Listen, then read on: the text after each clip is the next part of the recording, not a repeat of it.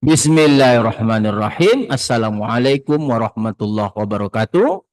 Kembali bersama saya Dr. Rado Yendra dan Rado Institute. Tentunya kita tidak akan pernah bosan untuk selalu mengupgrade pengetahuan kegiatan Tridharma perguruan tinggi, terutama tentang membedah riset-riset artikel yang terbit di jurnal-jurnal terbaik. Kita tidak membahas tentang introduction, tentang output, dan seterusnya, tetapi kita fokus kepada menghasilkan coding-coding pemrograman komputer yang akan mengeksekusi model-model peluang yang kita bahas. Oke, pada saat ini kita akan membahas satu lagi riset artikel yang baru terbit Maret 2026. Oke, kita coba lihat seperti apa riset artikel yang akan kita bahas pada saat ini. Kita coba akan lihat suatu riset artikel yang terbit di Scientific Reports. Oke, artikel in press, ya, masih dalam proses, yang berjudul Properties and Inference of the Pareto-Lomax Distribution with Application to Real Data. Riset artikel ini diterima tanggal 3 Maret 2026. Masih sangat-sangat baru, malahan masih dalam open nih. Belum keluar nih, karena artikel in press. Oke. Dalam riset artikel ini diberikan satu model peluang yang disebut dengan model peluang odd Pareto-Lomax Distribution. Nah, ini yang akan kita bahas nih, odd Pareto-Lomax Distribution. Model ini seperti biasa itu dihasilkan melalui satu baseline distribution, yang menjadi baseline-nya itu adalah Lomax distribution. Nah, ini baseline-nya, LX ini Lomax distribution. Dengan kumulatif, ini adalah kumulatif baseline, dan G besar ya, dan G kecil ini adalah densitas atau PDF dari baseline, yaitu Lomax distribution. Menggunakan satu generator yang disebut dengan odd Pareto generalized family. Nah, ini generator kita nih, OPG family, odd Pareto generalized family.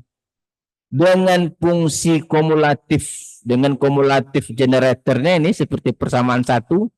Ini adalah generator, dan ini adalah fungsi densitas atau PDF dari generator yang kita sebut dengan OPG family tadi. Artinya tambah lagi dua parameter, dari parameter alpha beta kita tambah lagi parameter 2 dengan theta dan eta. Nah, menggabungkan baseline, nah GX besar, GX kecil, GX besar, masukkan ke dalam fungsi densitas. Nah, ini ada GX besarnya, ada GX kecil, ada GX besar, masukkan baseline-nya, maka akan menghasilkan satu model peluang baru yang disebut dengan OPLX, odd Pareto-Lomax Distribution, dengan fungsi densitas seperti persamaan 3. Jadi persamaan 3 ini berasal dari baseline untuk GX kecil dan GX besar, masukkan ke dalam densitas dari generator. Nah, masukkan di sini, ini ada GX kecil, ini ada GX besar, masukkan yang di atas tadi, akan menghasilkan seperti persamaan 3. Inilah yang disebut dengan model peluang OPLX atau odd Pareto-Lomax Distribution dengan kumulatif seperti persamaan 2. Nah, dengan menggunakan data pada set 1 yaitu 128 penderita penyakit bladder cancer. Nah, datanya ada. Datanya sudah kita cari ketemu. Dalam riset ini tidak diberikan datanya, tapi sudah kita cari dari berbagai rujukan, kita berhasil menemukannya. Nah, data akan digunakan dalam kajian ini adalah data yang kita gunakan 128. Nah, ini dia penderita penyakit bladder cancer. Data ini kita gunakan, lalu kita susun coding dengan menggunakan R dan Python. Nanti akan kita harapkan dapat menghasilkan output seperti ini ya, AIC-nya. Yang kita gunakan OPLX saja.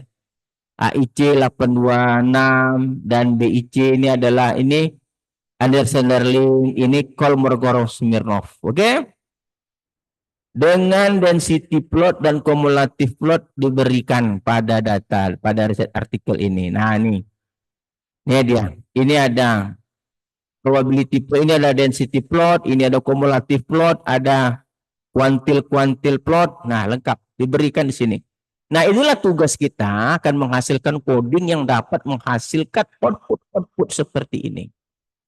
Oke, kita kalau begitu kita langsung saja masuk ke coding kita. Nah, ini coding kita.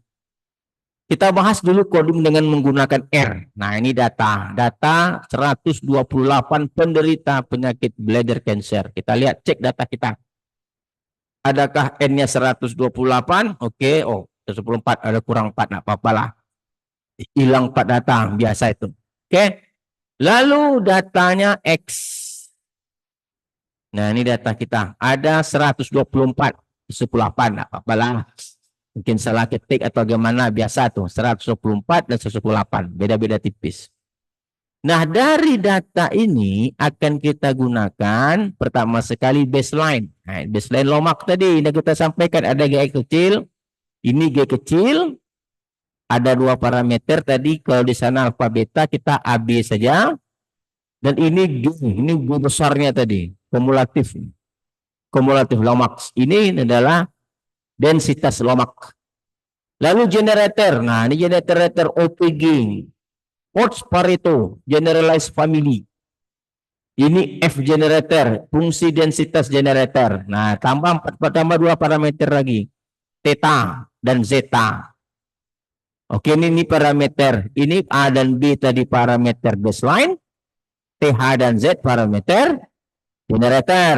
Oke, ini G baseline tadi, ini G kecil, G besar. Nah, inilah model peluangnya. Sudah dimasukkan yang baru nih. Oke, nanti kita ganti G kecil, kita ganti G besar. Ini cumulative generator.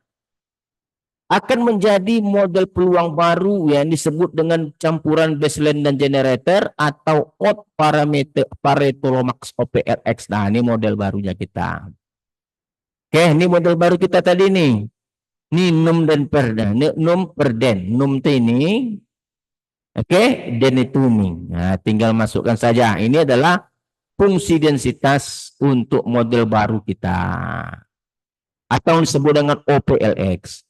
Ini kumulatif OPLX. Oke, ada A. Diberikan dulu A-nya. Definisikan dulu A. Lalu seperti biasa kita hasilkan log likelihood. Persisnya nanti minus log likelihood. Yang log likelihood itu kan teori itu kan sum log. Sum log fungsi densitas. Lalu kita gunakan optim untuk menghasilkan parameter. Dengan nilai parameter awal semuanya 1. Ini ada alpha, ini A, ini B, ini TH, ini Z. 1 semuanya. Lalu setelah itu kita gunakan AIC, BIC.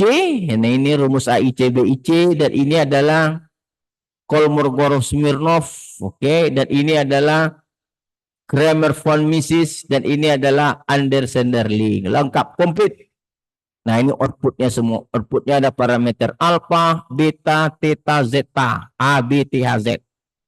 Nanti akan dia keluarkan log-liknya berapa, AIC-nya berapa, BIC-nya komplit.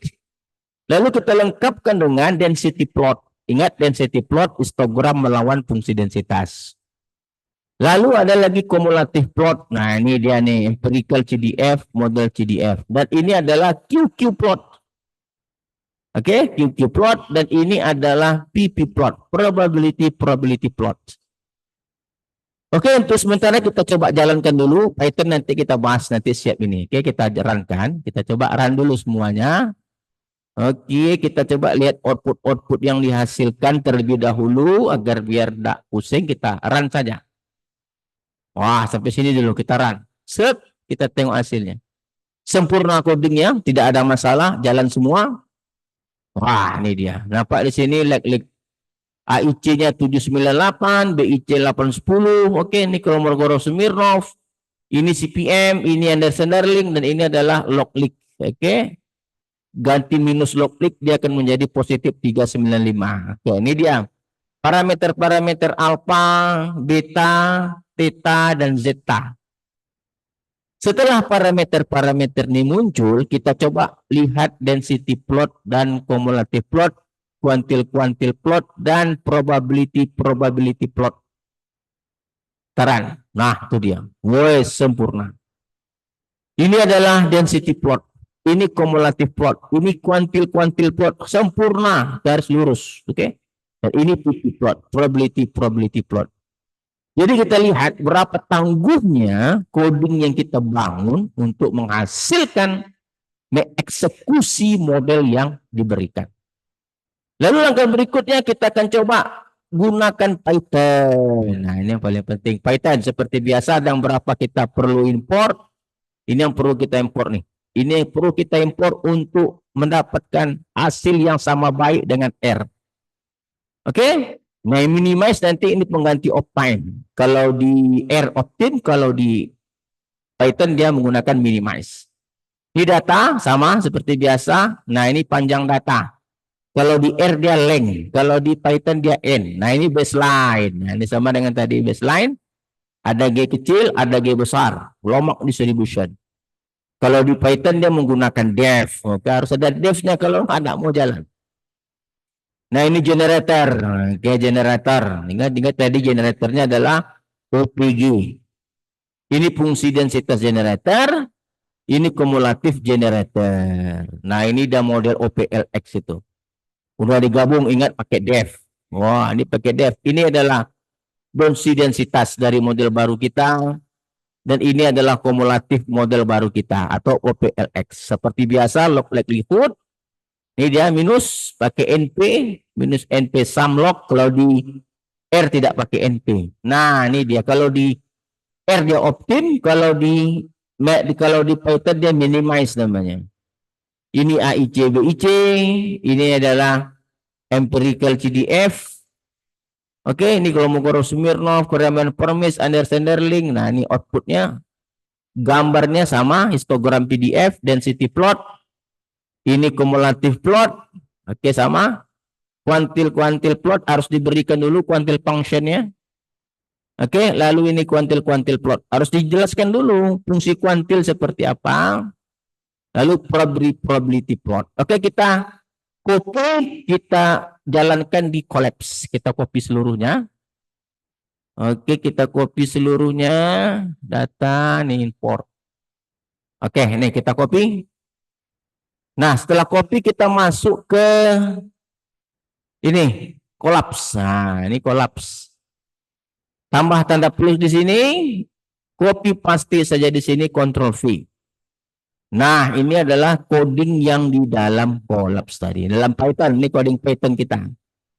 Ini coding Python kita yang telah kita eksekusi sebelumnya. Tinggal pindahkan saja ke dalam collapse, karena collapse adalah aplikasi untuk Python. Kita run, kita run. Biarkan saja dia berproses, kita lihat hasilnya. Lihat hasilnya. Wow, ini dia. Ada alpha, ada beta, ini parameter, ada log leak. Oke, hampir sama dengan sebelumnya. Ada IC, BIC. Nah, density plot. Cantik sekali. Kumulatif plot. Ini sempurna menangkap kumulatif empirical. Ini adalah probability plot. Ini QQ plot. Dan ini probability plot. Hasilnya sama. Hasilnya hampir sama. Cuman codingnya agak berbeda sedikit.